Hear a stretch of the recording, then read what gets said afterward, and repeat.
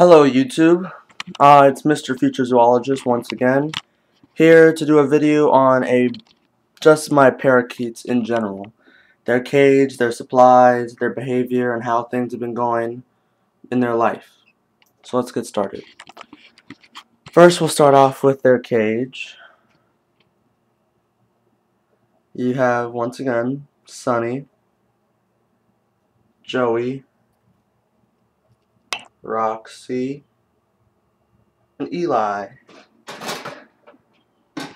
Now, as you can see, it's the same cage as before. Have their nice clean water. It's just a different setup. Their sandpaper perches, or sandpaper perch, with the little rubber band to help play with, and just a toy. A spray mullet holder, which they also use as a perch, and they like to play with the little bells. Another toy back there. Nice ball toy that they play with. Their feeder, and a tree branch perch that keeps slanting. Another sandpaper perch. Their cuttable holder, which I know it's holding spray mullet right now, but I do both. Sunny's over there being silly, hiding in between the bench. Then you have the bench right there, which the basket that was in it, I broke off because I didn't really like it. It didn't have a purpose, so I just took it off. They have their rope perch, or some people call it a comfy perch, which is in a nice way. Like, I like the design that I did for it. Also another feeder right there. Their swing. And before, their bird bath was outside their cage, but I think it's better inside their cage so they have full access to it all the time. And then they have this basketball over here. It used to be a feeder, but the basket broke when I was trying to clean it, so now it's just a little toy. But right where the camera is looking at right now, like right around here, I'm buying one of those plastic cup feeders for them, which hopefully they'll like, because I don't want any fighting over food. Let's see if we can pick up Sunny and have him say hi.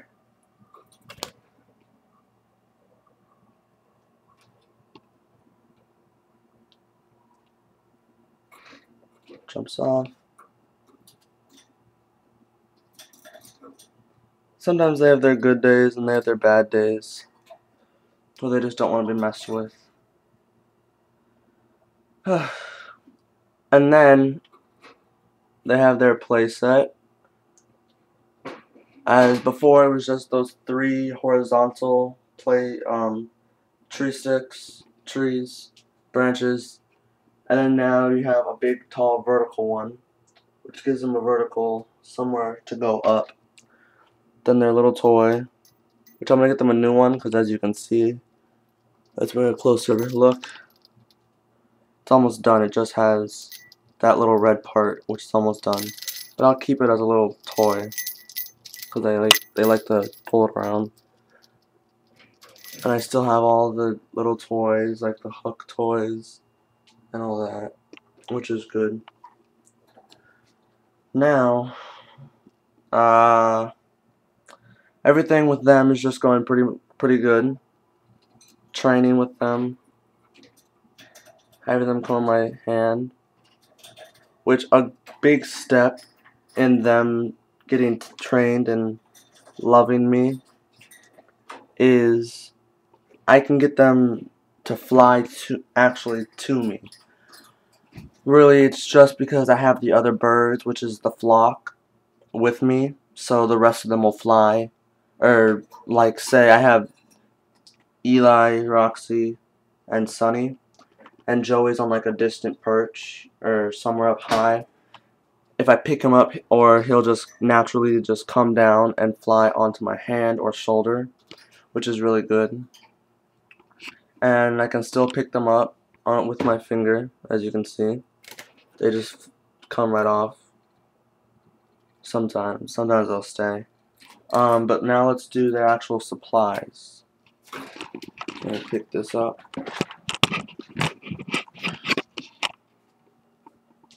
Here's their supply box for all my animals. Let's pull out this cuddle. Hold on, let me place this down. Sorry about all the moving around, and hopefully you can still see and keep up.